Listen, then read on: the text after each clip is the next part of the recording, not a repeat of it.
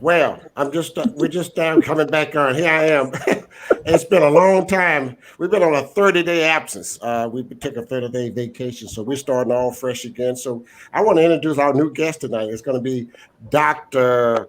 Renee Brown. Hello, Renee. She's Good a pretty, evening. How you doing? we're great, and welcome to Knowledge is Power Podcast Live. And I am so excited that you join us tonight to answer questions about the COVID-19 vaccinations. And we have questions, and people who are online with us are going to have those questions as well. Drop us a comment, everybody. Also, my special guest, Miss Judith Smith. Hello, Judith. Judith is the Hello. Port Arthur Health Director in Port Arthur, Texas, and she's joining us as well. And along with my co-host, Donna Sherwood, she's on the right top right corner. Say, hey, hello, girls. Hello, Hey, guys. Hello. it's How been a are you guys? while. It's been a while. It's been a while. We've been gone for about 30 days. So we're back, and I want to let you know I'm trying to get all my equipment right like I need to. So just bear with me, and we're gonna go along with Francis Larkin and my two co-hosts. Hey. Hey, and you see her, if anybody ever have never seen her, because she's been on here for the last 60, she's been on for the last 90 days. We're on a screen without person. So that's what she looks like. Why today, Tony? Okay, I'm Why Yeah, I'm I'm today? picking with glad you. you Okay. put it on there, Tony. I told Why you the same today? thing. When she Yes, yes. logged on, I said, I can't believe we can see your face for a Well, I change. Yes, told you I got a yes, new yes. laptop. Yeah, great. Okay, well, Yeah, look at God. yes, great. We're so glad to have also my sponsors, those are who I'm with as a group is the PPAC Ministry, and along with the Christian Faith Leadership here in Beaumont.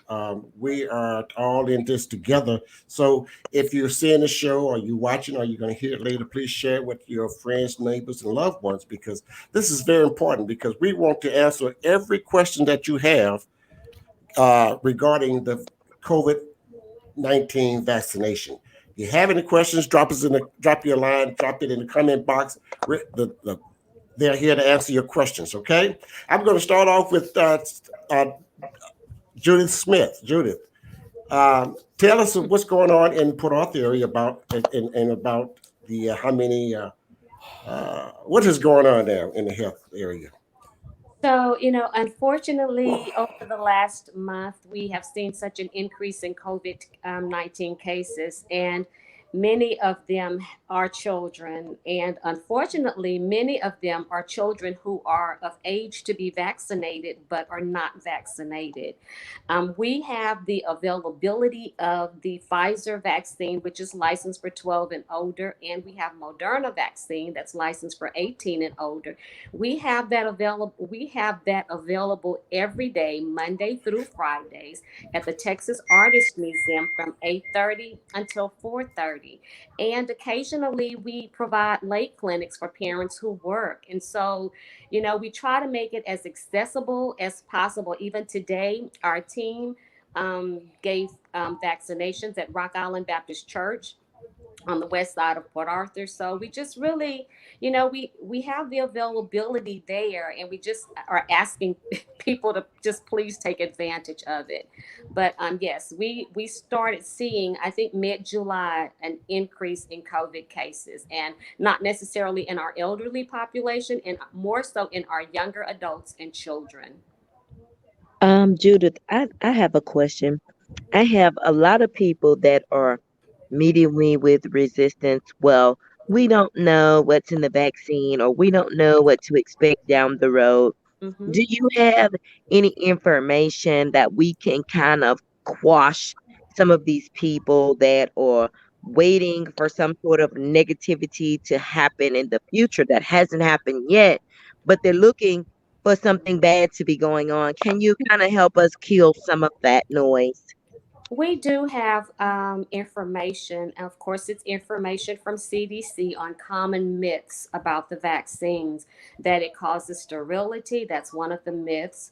That it puts a chip into your body, and there's a magnet. Let's see. We also it's That's my quite a few. favorite. So we have a pamphlet or a information that we give to people that comes in. And also when we talk to them, we did just recently, our Constable Bates and Pastor Kaylin Gardner from First Sixth Street Baptist Church, and Miss Adriana Fowler, beautiful young lady who lost both of her parents to COVID, and myself, we did a Facebook Live trying to talk to the community, especially the young adults, and try to dispel some of the myths that are going on. Many of them come to the TAMS building. They're not sure. They're only coming because grandmother or mother sent them in and said, you can't come back to my house until you get vaccinated. And so we talk to them and try to tell them, we give them that information. And I mean, that's basically what we do. We just try to get it over to them as best we can. Baby, I hate to get off topic, but these young people, they will take Molly's and X and synthetic weed and crank and meth and all of this stuff. They don't know what's in none of this stuff they smoking and doping, but they won't take the vaccine, honey. I do not understand. And when I tell you it is beyond me, I'm like, you don't know what's in a lot of stuff. I don't know what's in aspirin. I don't know what's in Tylenol. I don't know what's in an antibiotic. Yes. I don't know what's in the vegetables that I'm cooking, but I guess it stopped me from cooking them. And these people, all of a sudden, they want to know every inkling, inch or iota of what's in something. Not that we would understand, even if we knew, And I think you've done yourself a disservice by not taking the vaccine, worried about what could possibly be or not be in it, but you're doing stuff every day that you don't know what's in it. Absolutely. Absolutely. I even tell them, when you're putting that AirPod or whatever in your ear, that's going straight to your brain. You have no idea how long that has been tested to see if it doesn't cause any problems with that. We try to tell them everything. I mean, I don't share names. Of course, I would never violate HIPAA, but I even tell them, last week I reported a 31-year-old with no underlying health conditions. So you can't just assume because you're young and healthy that if you get COVID, that you will not have any problems. You can't assume that, because that's what we hear all the time. I'm healthy, I exercise, I eat right. You can't assume that you will not have problems or complications. There was a young man in San Marcos, I believe, who just died. And he was actively protesting masking and protecting children in the school system. And he just died of COVID. He was 30 years old. 4 children.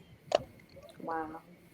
Can you guys maybe possibly explain what does the vaccine do? Not that it prevents you from getting COVID, but what it helps with the overall symptoms that come with COVID. Maybe we can do a little breakdown of that, Judith or Renee, please. Well, there's 2 vaccines. The one is the messenger RNA vaccine that everybody's extremely concerned about. I get a little frustrated because there's this false sense of knowledge because a lot of things are being said about it. But, we've been vaccinating children for decades and nobody knows what's in those vaccines. What's in it. Exactly. And they're safe, So the science behind all of it can be very complex, but it doesn't need to be scary. So the messenger RNA vaccine is a brilliant vaccine. This technology has been utilized for 20 years. We've been studying, COVID vaccines for many, many years. It's actually being used in Africa for Ebola vaccine. For the last 5 years, it's been used in people to vaccinate them against Ebola. We have had no big adverse reports coming out of Africa for that. And it's a brilliant vaccine in that it delivers a message to your RNA to tell it to make a certain protein. And once it makes that protein, then your body says, what is this? This isn't supposed to be here, and makes antibodies against it. What's really brilliant about it is you can change out the instruction of the messenger. So we can quickly, if this vaccine starts to mutate a lot, we can quickly change the message, the envelope that the messenger is bringing to the RNA, to switch things around.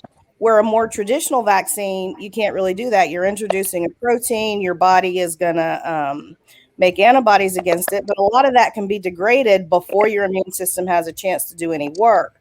So theoretically, the immune response is much more robust with the messenger RNA vaccine, which is why you're hearing 85% effectiveness, 95% effectiveness. And none of those are 100%, which is, again, why you still have to kind of be careful, mind your P's and Q's.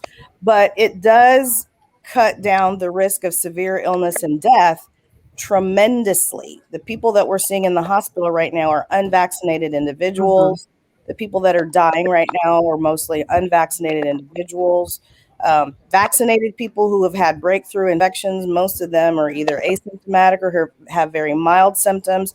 There are very few breakthrough infections that have been serious. And, and people will say, well, why should we even get it if we have breakthrough infections? But you have to think about all these people that have died compared to the ones that have had breakthrough infection. And when you're looking at percentages, there's just no comparison. And I think what we're having is a lot of misinformation. Well, I got the vaccine, but I still got COVID. The vaccine is sending a message to your body to fight harder. It's not preventing you from getting COVID. It's helping you fight COVID once you have it in your system. It's preventing the extreme circumstances and symptoms where you can't breathe, where you can't taste, where you can't smell, where your balance is off, or your whatever the case may be. The objective of the vaccine is to minimize the symptoms and the behavior that COVID would otherwise have had on your body that might have taken you out. Because I had somebody ask me the other day, well, if you can catch COVID with the vaccine, then what am I getting the vaccine for? You getting the vaccine that's going to prevent you from dying, okay? From those dire circumstances where you need to be ventilated, where you need to be intubated, where you have to be hospitalized. Well, maybe you don't have to be hospitalized. Maybe you can go home with a breathing treatment, or maybe you can go home with a what do you call this? A pump, or the stuff that helps you breathe instead of being stuck into a place. Yeah. You can still walk around and move around. You're not totally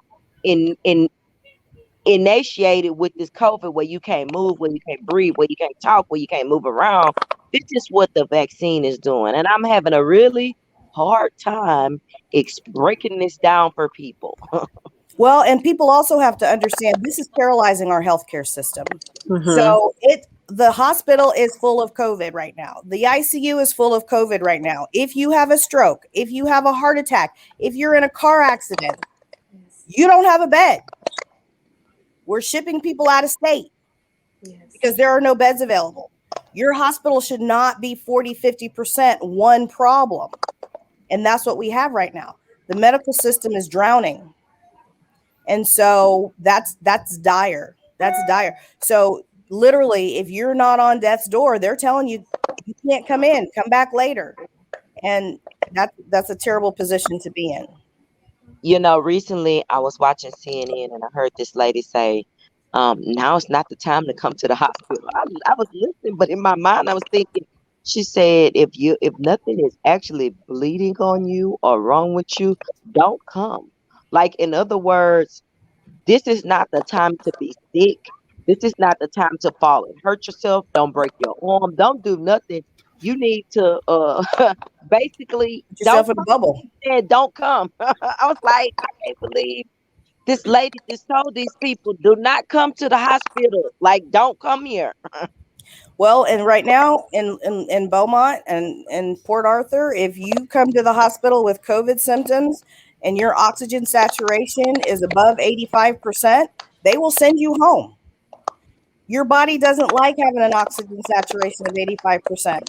And you may not be sent home with oxygen. Wow. So it's dire. It is dire. So if your oxygen saturations are less than that, and if somebody dies, they have a bed to put you in. Otherwise, they don't. And you're going to be in a hallway. You might be in the ambulance bay still waiting. It's dire.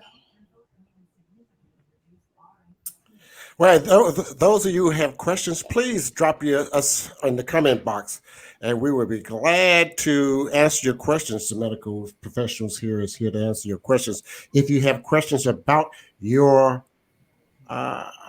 taking the vaccine, I can't answer, but that's why we have these professionals here to answer your questions. So I've got to also let you know also as well that on the 4th of September, which is next Saturday, the Southeast Texas Faith and Community Leaders are having a COVID vaccine clinic at 2575 Wilson Street here in Beaumont at the Church of Jesus Christ. So if you haven't had a chance to get a vaccination, please stop by there between 3 and 5 p.m. at the church, the Gospel of Jesus Christ Church, right there at 2575 Wilson Street in Beaumont. That's next Saturday. So now I'm going to go to the coming boards. I've got one coming up here. Oh, no, she's just telling us how informative we are. Informative. Yeah, okay. So let me go here on the YouTube channel. Someone is can you guys read that from Gloria Miller? Yes. Okay. I wanted to explain a little bit because people do go online and they try to get information, which is fine. But, information does not give you perspective. You need to talk to people that do it for a living. You don't just get this information in a vacuum. And one of the things that Ms. Miller is reporting is the Vaccine Adverse Events Reporting System, or VAERS. And what she says is that there were 5,900 reports of death among people who received a COVID vaccine. VAERS is a reporting system. It is not adjudicated, which means it is not investigated. Each report is not investigated to say that that is actually true or not. It's a general idea. People can get, drug companies, the CDC will start getting this data. They'll start looking at these reports. Is this anecdotal? Is there a cause and effect? Is it coincidental? So just because it's reported in VAERS does not mean that there was a cause and effect with this vaccine. It just means that there was an event that someone reported that was in the time frame of getting the vaccine. Now, let's assume that 5,900 people did die after receiving the COVID vaccine. Over 1 billion people have been vaccinated with COVID vaccine. So if we're doing percentages, even if that was true, the 5,900, that would still be a very low percentage. And your percentage of dying, your risk of dying is much higher than that. Okay, we've got Not another one. only that, I'm sorry to go a step further.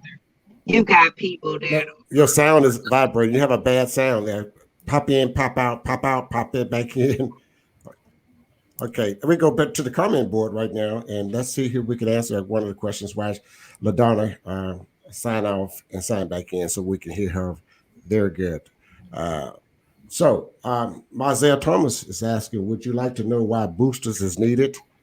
And we'd like to know why boosters is needed, and do you need an antibiotics? No, do you need more antibodies? Antibiotics, right. So boosters, I mean, again, we're doing this in real time, guys. So this vaccine has been out for a little over a year. This disease has been on the earth, as far as we know, almost 2 years. We're learning things in real time. But if you look at all vaccines, I vaccinate people for a living. Most of them need to be boosted. There are very few that do not. So again, the immune system is a very complex system. So and the way it receives information, stores information, can deliver this information to protect you from a disease in the future can be very complex. So you have to look at the way the organism operates in the cell, and there's just a whole host of things that need to be studied for people to understand how certain vaccines operate. Each one is not the same as the other. So when I vaccinate a child, I am boosting that child. I vaccinated 2 months, 4 months, 6 months. I boosted again at 12 months. So that is a 4-shot series where we are continuously reminding the immune system, this is what I want you to fight. This is what I want you to fight. This is what I want you to fight. Remember, 6 months ago, I gave you the last one. Now I want you to remember it again. Those are boosters, and that raises the response that the body has. So when this organism enters your body, it knows what to do. So there are many vaccines that are like that. We're looking at tetanus, we're looking at meningitis, we're looking at influenza. Every single year we need an influenza shot. Measles, mumps, rubella, that has to be boosted. We give it to kids around a year of age, they get boosted again around 4. And then we check pregnant mothers. If their measles antibodies aren't high enough, we will vaccinate those mothers again to boost their immune response. So the antibodies are the little army men, fighters that are going to kill these things as they enter your body. Okay, thank you, Dr. Brown. I've got another question here from Cheryl Richards Jackson. She said, my child is positive for COVID with symptoms. I'm still negative and I'm fully vaccinated. He passed it on to his dad who lives with us. When should a child be sent back to school because I'm not comfortable sending him? Well, if he's symptomatic, he shouldn't go back to school. So he's still considered contagious. Per CDC guidelines, a child can be sent back to school 10 days from the beginning of their showing symptoms if they are fever-free over 24 hours. So you kind of have to count, from that time. If there are people in the house that are unvaccinated, they start a quarantine period. So people interchange the words isolation and quarantine. They're two different words. A person who actually has the disease is in isolation. They need to keep their butt at home. And if they're in a household with unvaccinated people, they need to stay away from them as much as possible so that they don't transmit it. But the other people in the household that are vulnerable are the ones now in quarantine. Quarantine is 14 days. People mix all those up. They interchange it all.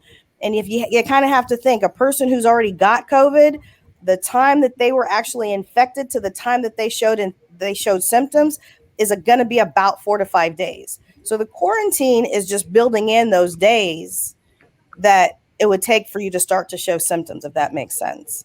I know it confuses a lot of people, but for a child who's been diagnosed positive with COVID, I'm going to find out when the symptoms started, when they were first symptomatic, and I'm going to count 10 days from that time, and that's the day that I'll put back to school. Okay. Latrice, okay, go ahead. I'm sorry. Okay, on the quarantine and the isolation. So people that are in contact with people that have COVID, they should quarantine for 14 days. Am I understanding that right? Correct. If they have not been vaccinated, they need to be in quarantine. But if they have been vaccinated, they can carry on. Is that right? Correct. Okay. I just want to make sure. Ms. We don't want to Jackson. speed through that because we need to make sure we get that right. All right. Ms. Jackson saying thank you so much for answering her questions. Let's go back to the comment board, and we want everyone who has questions about the COVID-19 vaccinations. We're here to answer your questions. Please drop us a comment in the comment box. We're ready. To Latrice Pete, she is saying to the people that have had COVID, they suffered just about every symptoms really bad and got it for the second time. But the symptoms were far less than the first episode. In fact, less complicated than a few that have the vaccination. I don't know if that was a question or she's making a statement. Maybe she just wants some clarity on it. Yes. That's anecdotal. That's actually not backed up by science. And if you think about a person who's gotten COVID, it's almost like it's being inoculated. So your body has formed antibodies. So if they get it again, their body has seen it before. But, there's anecdotal reports of people reacting even worse because they were almost sensitized to the virus. So you can't say that getting it and then getting it again is going to be better than getting vaccinated. There's no proof behind that statement. Let's see if we've got any more on here. Let's see here. No, I don't think so. Let's see here. Well, I have a question. Sure. We'll get into the comment board. Well, really, mine is more of a comment and a question mixed together. So just from listening to some comments and stuff that's made in Commissioner's Court, I hear that there is an additional therapy treatment for COVID patients. Can you shed some light on Southeast Texas? Because I'm not sure how many people are aware that Jefferson County or Southeast Texas offers this to people in the area.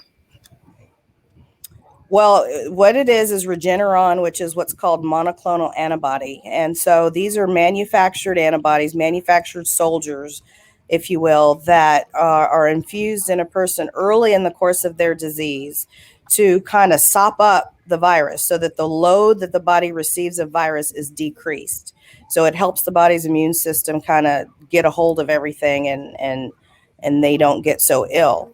There are criteria because it's not an endless supply of this drug. So there are criteria that have to be used. It's for kids 12 and above. Kids less than 12 are not going to be routinely eligible for this, except in a study setting or in a tertiary care center. As an adult, there are some exclusion criteria, and I'm sure Judith could tell you better than me. I know on television, they're kind of making it sound like if you're positive for COVID, you just need to go get an infusion. It's not that simple. Most people will do well with COVID. The ones that don't do well, and we can't always predict, but the ones that don't do well or the ones that start sliding fast are the ones that would benefit from the monoclonal antibody. So Judith, you might be able to say more about that than me. Unfortunately, I really don't know the full criteria because public health is only referring people there. And so they actually do the screening process. So I know that there is a screening form that's used, but I'm really not sure. We just refer the patients there. Now, what is the amount of time that the Regeneron is reducing the COVID or reducing the symptoms once they get the infusion? Do we have a proximity of time or time frame on changes of once you get the treatment, the infusion? How long does it take off, or what does it actually do? So within 24 to 48 hours, you should start seeing effects. And it doesn't help everybody. So it's not, again, it's not this golden bullet that's going to, cure you so that you can go on about your business. But if it's going to work, it's going to work relatively quickly. Viruses replicate in your body very, very quickly, and they replicate inside the cell, replicate in huge numbers, explode the cell, and then all these new viruses go and latch on to other cells. That's how it can get a hold of you so quickly. And once that happens, it's almost like the body got caught up short because all this activity took place inside. So the police, I kind of visualize it as the police, the antibodies that are circulating your blood are on the outside of the cell. They're not necessarily on the inside. So it takes them a minute to figure out that all what's getting ready to break loose. So this monoclonal antibody is kind of there waiting for these viruses to explode out of the cell, bind onto them, and take them out of circulation. So now you're not going to have a trillion cells going through your blood. A trillion virus particles going through your bloodstream, latching on to all these cells, infecting you some more. We do have some criteria for use that I did get over the weekend. You have to be between over the age of 12. Your weight has to be over 88 pounds. You cannot be on supplementary oxygen or no increase in your base oxygen requirement. So if you are an adult with COPD who's on oxygen, your oxygen requirement couldn't have gone up. And your symptom onset less than 10 days. So those are some of the criteria that they use. And then, for adults, it's going to be, there's other criteria that can be used. So if someone's infected and they have any questions, they should contact their primary care provider so that they can get more information on that. With the different strains of COVID, are we doing more specialized testing that specifically tells you, do you have which variant of which thing, or are we still just doing the basic regular COVID testing, or do we have a specialized way of knowing, do you have SARS-1, do you have SARS-2, do you have the L strain, do you have the Delta strain? Are we doing that here in Southeast Texas? I know other places are. Or are we still in a phase where it's just like, oh, you got COVID, just period? Yeah, so there's a little bit of all that. In the local doctor's offices, there is not a commercially available test that's going to tell you exactly which strain. It's going to tell you SARS-CoV-1 or 2. There's combinations with the flu, that type of thing. In the hospital setting, there is a PCR, polymerase chain reaction test that actually looking at genetic material, and it can test for 25 different viruses, so it can tell you a lot more specifically. And then there's surveillance. So there's surveillance in sewer water. There's surveillance in samples that go to the lab that they will kind of spot check and check the genetics of the organism to tell you, is it the Lambda strain? Is it the Delta strain? So that we can get an idea from an epidemiological standpoint where we are. But if you go to a routine doctor's office, they're not going to be able to tell you you have Delta. Okay, yeah, I was just wondering about, my everybody in my family basically had it, and one of my family members that got it more severely, eventually it broke it down that, oh well, you have the Delta strain. This is why it's been resistant to so and so and so and so. And I was just wondering, are we getting more specialized in the testing, or are we still just in the beginning, the regular COVID, no COVID phases? In the hospital setting and in the research setting, they can break it down further. I see a question about what parents can do. As a pediatrician, I'm sickened. Mine? No, that was Mine? Tony. He was Tony. talking, but his You're good, mic was Dr. muted. Brown. Oh, sorry. That's okay. Go ahead. I just saw a question from Miss Thomas. As a pediatrician, I'm sick about schools opening with zero safety standards for our children. The way that they, made mask mandates illegal is criminal, and not encouraging even the adults to wear a mask. If you don't wear a mask, we should be patterning the behavior we want other people to have. Right. So as an adult, we should be wearing our masks so that our children see this is what we need to do. And so if we don't teach our children that, through our own actions, then, how are we expecting them to be protected? So unfortunately, there's no vitamins, no potion that's going to protect your child from getting infected. Masking is one of the better ways to do it. Of course, avoiding people that are sick. But COVID, especially with Delta, I'm seeing all kinds of stuff. I'll see a sniffle. I've seen a kid vomit once. I've seen hives once. It can be very variable how these kids are presenting, and they're sick. So, trying to stay away from sick people, trying to stay spaced at least 6 feet apart. The droplets is what's going to get people. So if we can put barriers like a face covering between our nose and eyes and mouth and this virus, the better. Judy, you want to add I guess anything? Go ahead. I'm sorry. Okay. Go ahead, Judy. No, I ditto what Dr. Brown stated. I also just say, I generally tell parents too. I mean, I know that they don't necessarily want to ask other adults that they are around if they're are vaccinated or not. People have made that so political, but I do tell them, if your children are too young to receive the vaccine, then you really need to keep them away from those who are unvaccinated. It's just Absolutely. what's that. Absolutely. And also make sure that everyone in your house that's 12 and older get vaccinated. Right. Have a bubble.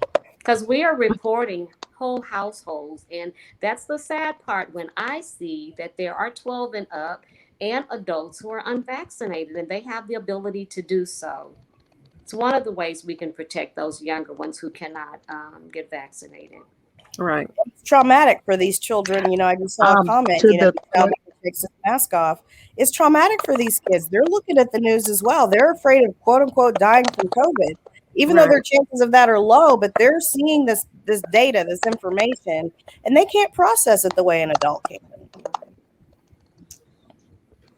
And I'm going back to the lady that said about the vitamins. I know that in the beginning, I worked in the medical field, and there was this circulation that, you should take colloidal silver and zinc and black seed oil and elderberry and these things. So maybe that's what she was looking for, some sort of, but in my mind, all of that just boosts your immune system. It's not necessarily a remedy for not getting COVID, but anything that you can take, elderberry, airborne, zinc, Zicam, or whatever these things are over the counter, maybe that will just help you fight off infectious and disease, cold and flu, things that you would already maybe get that may also be in the family of COVID. I guess that can't hurt you, to answer the lady's question before previously. Well, you got to be careful. I don't want to contradict what you're saying, but a lot of these things are not FDA studied. So they can say, You know for what? You're right. example, there's 10 micrograms of colloidal silver in here. Nobody's checking. You have no clue what's in it. So you have to be very careful about that. For the most part, a water-soluble vitamin like vitamin C, something like that, is going to be relatively innocuous. If your body doesn't need it, you're going to pee it out. But you want to be careful about things that your body may not process well, that especially is not FDA studied. I'm glad you mentioned that, Doc. Go ahead, straighten it out. We need help. Ms. Jackson's asking, how long do you have to wait to get your child vaccinated after being diagnosed with COVID? Once a person's been diagnosed, the CDC is asking 90 days. Oh, wow. 90 days? Wow. Now, my question 90 is, days. okay, I'll piggyback on that. You can get COVID again, though, right? Yes, you can. And we just had a kid who got COVID, tested negative, 6 weeks later, got it again. Wow. But not as intensive as if you didn't have been vaccinated, right? Well, hard to know. I mean, it's a kid who wasn't of age to be vaccinated. He was younger. But, and neither episode put him in the hospital, but it takes him out of school. It takes his parents out of work. There are implications to this, the domino effect. Yeah, I'm very concerned. Like you say, these people that get COVID, and I'm worried. Okay, so, I mean, and this is just on a sidebar since we're chatting about COVID, but my thing is this. Okay, you can't get the vaccine. You catch COVID. You out of school for 10 to 14 days.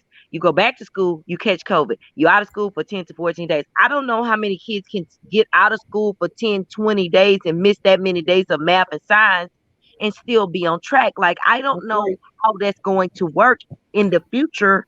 I mean, like you say, it's a domino effect, and the parents that have to miss these many 10 to 20 day episodes of COVID. What is going on? Right. And there's no accommodation for these kids at home.